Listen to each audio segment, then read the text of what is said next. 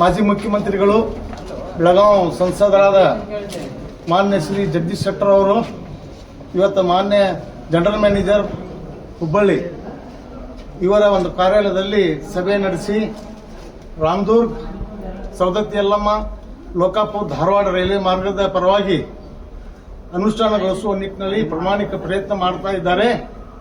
ಎಲ್ಲ ಪಕ್ಷಾತೀತವಾಗಿ ಜಾತ್ಯತೀತವಾಗಿ ಎಲ್ಲ ನಮ್ಮ ಭಾಗದ ಸಂಸದರು, ಸಚಿವರು, ಮಾಜಿ ಮತ್ತು ಹಾಲಿ ಎಲ್ಲ ಪಕ್ಷದ ಸದಸ್ಯರು ಮಾನ್ಯ ಜಗದೀಶ್ ಶೆಟ್ಟರ್ ಅವರಿಗೆ ಬೆಂಬಲ ಮಾಡಬೇಕಂತ ಹೇಳಿ ನಾ ಟೈಮ್ ಮುಗಿದು ಎಲ್ಲ ಪಕ್ಷಾತೀತವಾಗಿ ನಾ ಎಲ್ಲರಿಗೆ ಕರೆ ಕೊಡ್ತೀನಿ. ಅದರಂತೆ ಈ ಸಭೆ ಒಳಗೆ ಆ ಯೋಜನೆ ಪರವಾಗಿ ಯೋಜನೆ ಅನುಷ್ಠಾನಗೊಳಿಸಬೇಕಂತ ಹೇಳಿ ಮಾನ್ಯ ನಿವೃತ್ತ ಜನರಲ್ ಮ್ಯಾನೇಜರ್ ಮಹಾವ್ಯವಸ್ಥಾಪಕರಿಗೆ ಮಾನ್ಯ ಮಾಜಿ ಮುಖ್ಯಮಂತ್ರಿಗಳು ಸಂಸದರು ಒತ್ತಾಯನ ಮಾಡ್ಯಾರ. ಅವರು ನಮ್ಮ ಹತ್ರನೂ ಆ ಯೋಜನೆ ಅನುಷ್ಠಾನಗೊಳಿಸುವ ಪ್ರಾಮಾಣಿಕ ಪ್ರಯತ್ನ ಮಾಡ್ತೀನಿ ಅಂತ ಹೇಳಿ ಜನರಲ್ ಮ್ಯಾನೇಜರ್ ಅವರು ಹೇಳ್ಯಾರ. ಮಾನ್ಯ ಸಂಸದರು ಎರಡು ಮಾತು ಮಾತಾಡಬೇಕು ಆ ನಿಟ್ಟಿನಲ್ಲಿ. ಇವತ್ತು ಜನರಲ್ ಮ್ಯಾನೇಜರು ಮಾತೂರವರ ನೇತೃತ್ವದಲ್ಲಿ ಒಂದು ಸಭೆ ಆಯಿತು.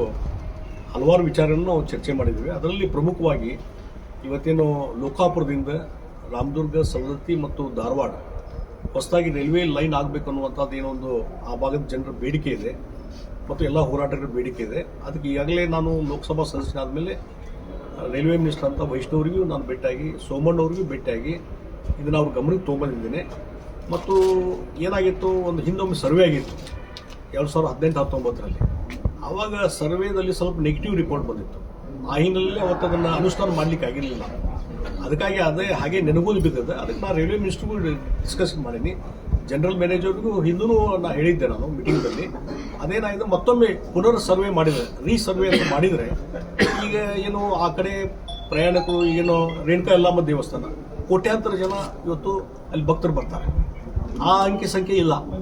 ಅದೇ ರೀತಿ ಇವತ್ತು ನಮ್ಮ ಶಬರಿಕೊಳ್ಳ ಅಂತೇಳಿ ಇತಿಹಾಸ ಪ್ರಸಿದ್ಧವಾದಂಥ, ರಾಮನ ಇತಿಹಾಸ ಪ್ರಸಿದ್ಧವಾದಂಥ, ಅಲ್ಲಿನೂ ಲಕ್ಷಾಂತರ ಜನ ಬರ್ತಾರೆ. ಅದೇ ರೀತಿ ನಮ್ಮ ಶಿರ್ಸಂಗಿ ದೇವಸ್ಥಾನಕ್ಕೆ ಅಲ್ಲಿ ಸಹಿತ ಲಕ್ಷಾಂತರ ಜನ ಬರ್ತಾರೆ. ಮತ್ತು ಆ ಭಾಗದಲ್ಲಿ ಶುಗರ್ ಫ್ಯಾಕ್ಟ್ರೀಸ್ ಇದ್ದಾವೆ, ಹೊಸ ಹೊಸ ಇಂಡಸ್ಟ್ರಿ ಬಂದಿದ್ದಾವೆ. ಈ ರೀತಿ ಜನನ ಬಿಡುವಾದಂಥ ಒಂದು ಏರಿಯಾ ಅದೆಲ್ಲ.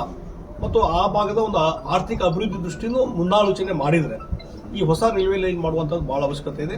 ಇದೆಲ್ಲ ವಿಷಯ ರೈಲ್ವೆ ಮಿನಿಸ್ಟರ್ಗೂ ನಾನು ಗಮನಕ್ಕೆ ತೊಗೊಂಬಂದಿದ್ದೀನಿ.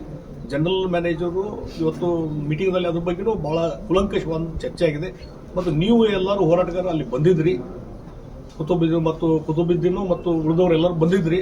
ನೀವು ಎಕ್ಸ್ಪ್ಲೇನ್ ಮಾಡಿ ಹೇಳಿದ್ರಿ. ಈಗ ಒಂದು ಏನಂದ್ರೆ ಅದ್ರ ಬಗ್ಗೆ ಒಂದು ಫೇವರಬಲ್ ಆದಂಥ ಒಂದು ಒಪಿನಿಯನ್ ಜನರಲ್ ಮ್ಯಾನೇಜರ್ ತಗೊಂಡಿದ್ದಾರೆ.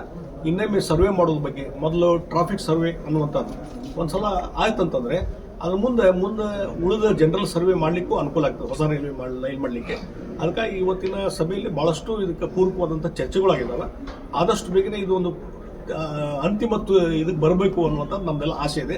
ಆ ಒಂದು ಜನರ, ಆ ಭಾಗದ ಜನರ ಒಂದು ಏನು ಕೂಗಿದೆ, ಅದಕ್ಕೆ ಎಲ್ಲ ರೀತಿಯಾದಂಥ ಒಂದು ಹೋರಾಟವನ್ನು ನಾವು ಮಾಡ್ತೀವಿ. ಮತ್ತು ಹೊಸ ರೈಲ್ವೆ ಲೈನ್ ಆಗಬೇಕನ್ನುವುದಕ್ಕೆ ನನ್ನ ಸಂಪೂರ್ಣವಾದಂಥ ಸಹಮತ.